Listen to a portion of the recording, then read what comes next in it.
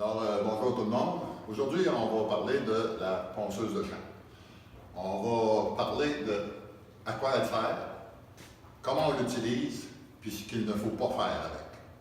Donc, si je parle de cette ponceuse-là, elle va nous servir à simplement sabler les champs de panneaux qui sont un peu plus gros. Par exemple, un panneau de cette taille-là, on peut venir le sabler.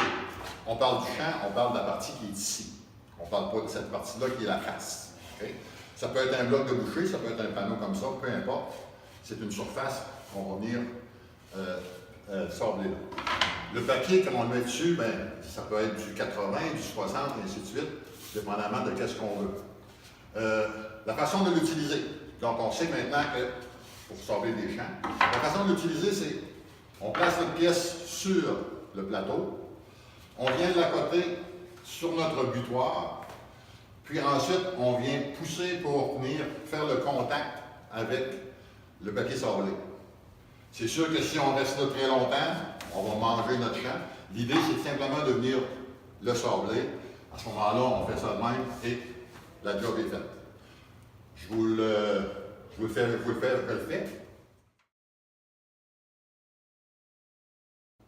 N'oubliez pas, les machines-outils de l'ébénisterie communautaire de Rimouski sont toutes reliées à un système de dépoussiéreur.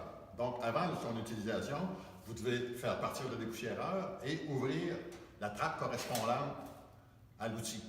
Bien sûr, lorsque vous allez terminer votre opération, vous refermez la trappe et aussi le système de dépoussiéreur. Merci beaucoup.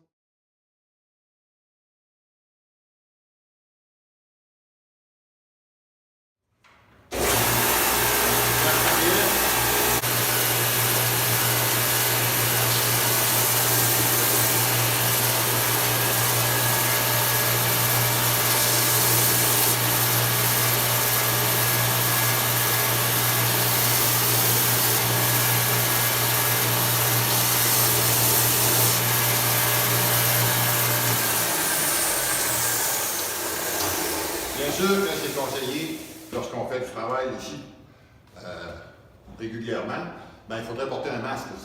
Même si on a un système de dépoussiéreur, la poussière est quand même assez intense ici.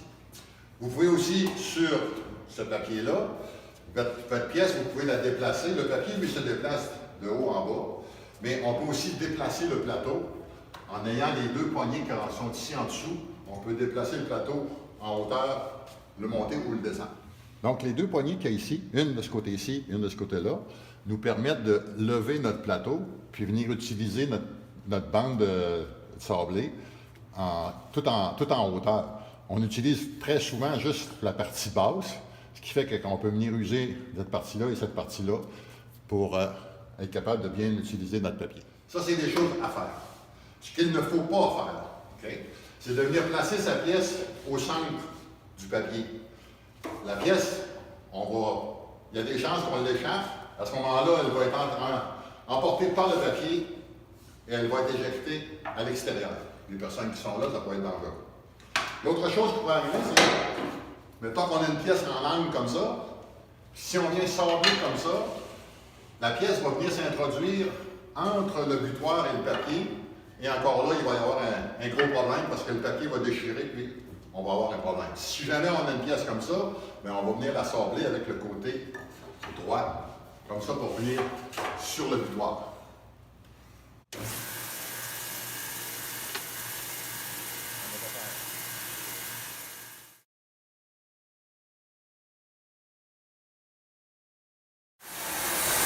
faut faire attention